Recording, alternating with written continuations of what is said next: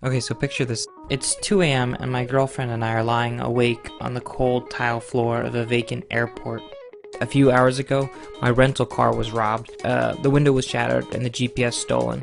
And because I'm cheap and opted to not get the theft insurance, Avis informed me that I owed them $1,000. I should be angry and worried, but I'm the happiest I've been in recent memory.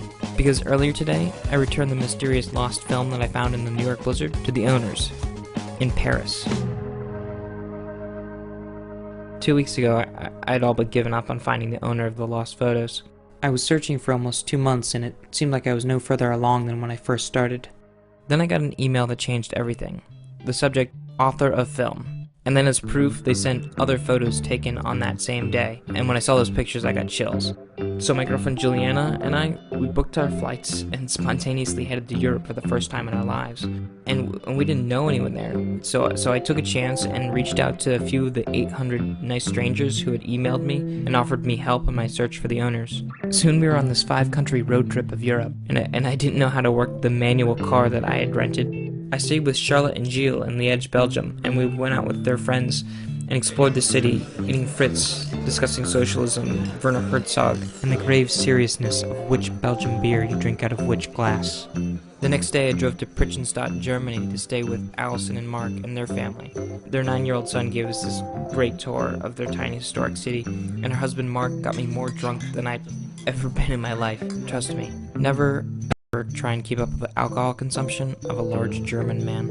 Fede and Simone met us in Torino, Italy, which is somehow both called the Paris of Italy and the Detroit of Italy.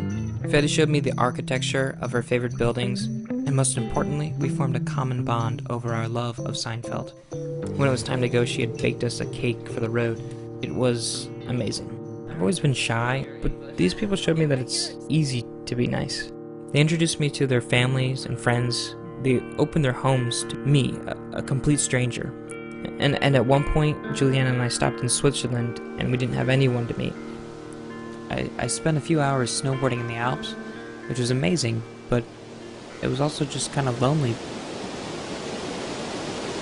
And then at the end of the week, we finally set out what we came there to do. We were going to meet the owner of the film, and I was beyond nervous. I had always pictured myself meeting these rugged European adventurers. Instead, I met this tiny, cute French girl named Camille. Turns out the real photographer was never the two men in the pictures at all. It was their sister, a quiet young student who was visiting the States, which is the European word for America. Camille's ex-roommate in New York recognized that several of the shots were taken right outside their apartment, so she sent Camille my video. I had the silly expectation that as soon as I met the owner of the film, we'd go on some crazy adventure. But instead, we sat and drank tea and awkwardly talked. You see, everybody else that I'd met on this trip chose to be part of this. But Camille didn't have a choice. I threw her into this situation and posted photos of her family that ended up all over the internet. We slowly got to know each other, and then eventually we started to laugh and share stories and become friends. She told me that her family had started to call me the boy Amélie. We joked that if Hollywood made a movie of this, Camille and I would end up married. And it might be a language barrier or the fact that I nervously drank my beer way too fast, but I couldn't quite articulate to Camille how picking up that film changed me. I just kept on saying, "Thank you for losing the film." I must have seemed insane to her. The next day I got to meet Camille again, and this time she brought along her brother Fabian. This is the guy I've been looking for the past 2 months, and I probably wouldn't have recognized him if Camille hadn't introduced us. He showed me his pictures from that day. This is the other half of that photo, where Camille's older brother is throwing the snowball while Fabian and Camille are taking dueling photos.